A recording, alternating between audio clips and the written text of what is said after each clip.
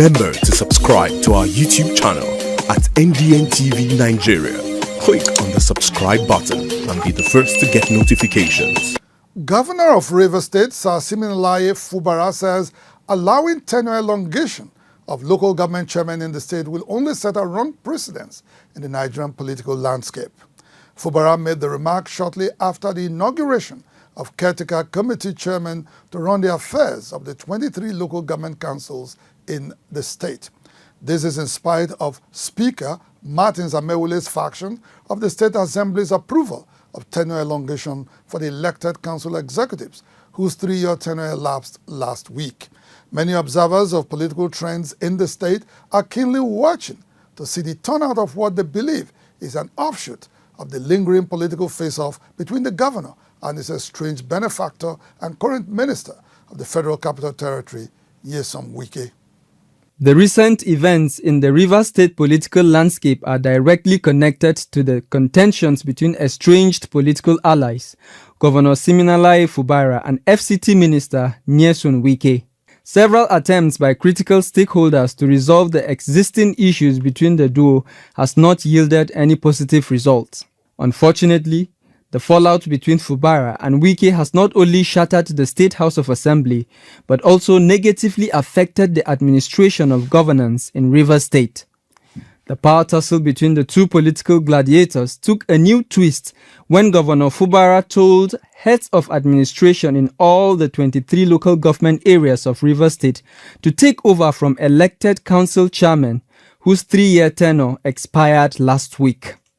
Following the directive, the governor moved on to swear in new caretaker committee members whose names were earlier sent to the pro-Fubara House of Assembly led by Honorable Victor Jumbo. During the occasion, the governor said the idea of tenure elongation in Rivers State must not be allowed in order not to set a bad precedent in the nation. It is not about Rivers State, it's not about Fubara. But if in any way this attempt of tenure elongation succeeds in Rivers State, it becomes a norm in Nigeria. Expectedly, the swearing-in generated mixed reactions in the state.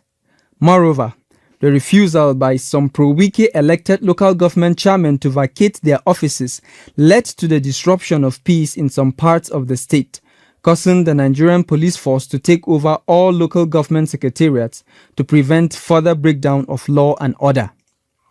It will be recalled that the Martin Amaole-led House of Assembly had vetoed the governor and passed a law that allows for extension of the tenure of local government chairmen, their deputies, and councillors where it is deemed impossible to hold elections before the end of their 3-year tenure. However, the law was set aside by a ruling of the Rivers State High Court. Reacting to the development, elder statesman and pioneer spokesperson for the Pan-Niger Delta Forum, High Chief Anaps Sarah Igbe, had this to say. You are making laws that are contrary to the Constitution. You don't have power to extend the tenure of local government.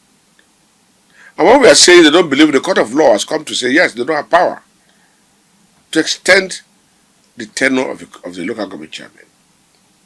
You are vetoing a governor who gave you a leverage, knowing fully well that you're unconstitutional.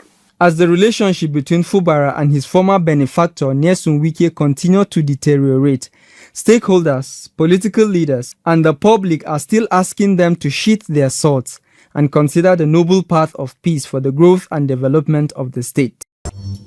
Inside the Niger Delta,